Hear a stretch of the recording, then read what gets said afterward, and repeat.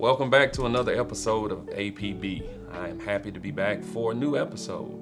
Thank you for your patience as I get around to answering each of your questions.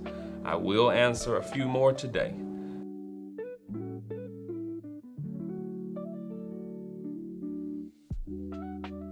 Tithing is a concept that was, of course, introduced in the Old Testament.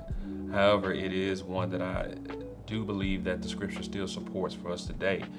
Not legalistically, however, we are expected to go actually beyond the tithe. The New Testament church was one that gave all that they had when necessary to support the needs of everyone.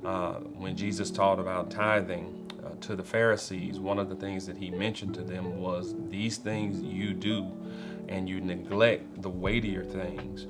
He went on to say to them, but you still should continue to do these things in addition to all of the things that they had neglected. So I take that to mean this: one, that tithing is still appropriate, but tithing merely sets the baseline. New Testament believers are really expected to go beyond the tithe. We are expected to be cheerful givers. In the original language, that word cheerful is hilario, and it pretty much sounds like our word hilarious. And so that's just how cheerful God expects us to be, to give unto him. And it's the least that we can do for the sacrifice that he's made for us.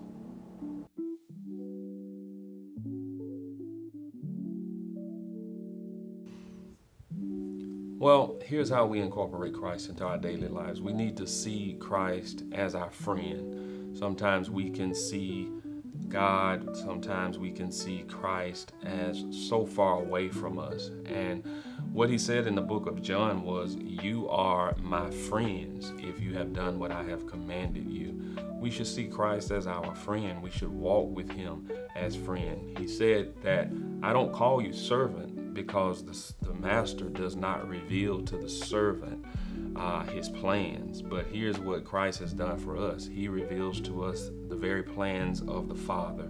And so when we walk with him, when we're praying, when we're reading, we should see him as friend. We should talk with him as friend. We should walk with him as friend. And when we do that, we have a tendency to think of him more intimately and walk with him in a way that we would someone that we laid our eyes on every day. So just see Christ as friend.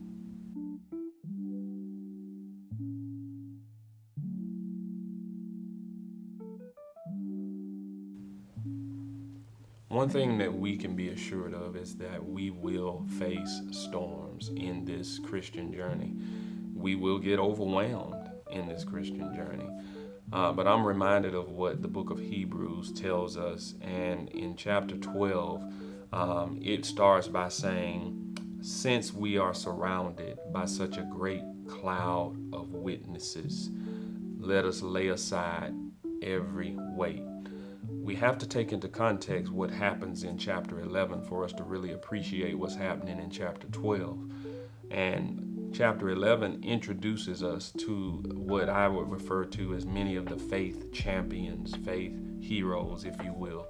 But even though they exemplified a great deal of faith, they all faced very overwhelming circumstances, but they were able to keep their faith throughout the circumstances.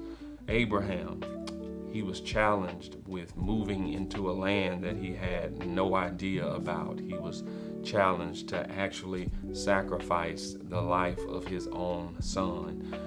So you can imagine how he may have felt. I'm sure he felt overwhelmed. I'm sure that storm was more than he felt like he could handle, but he continued to trust God. And so what chapter 12 in Hebrews is telling us is this: we should look at the cloud of witnesses like Abraham.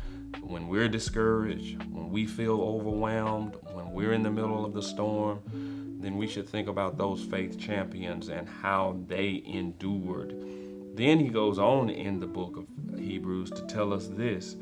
He says, look to Jesus, who's the founder and the finisher of our faith.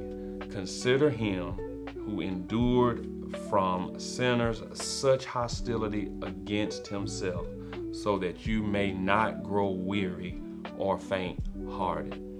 None of our struggles compare to what Jesus endured. That's basically what he's telling us here. And when we consider him, when we keep our eyes on him, when we're in the storm, when we're overwhelmed, if we would just keep our eyes on the author and the finisher of our faith and realize that nothing that I'm experiencing brought me to the place where I had to shed the blood as Christ shed his blood, that will keep us from growing weary and faint-hearted. Again, I want to thank all of you who have submitted your questions, and I encourage you to continue to do so. Remember, all of your questions matter. I look forward to answering them regularly, and I'll see you soon on the next episode of APB.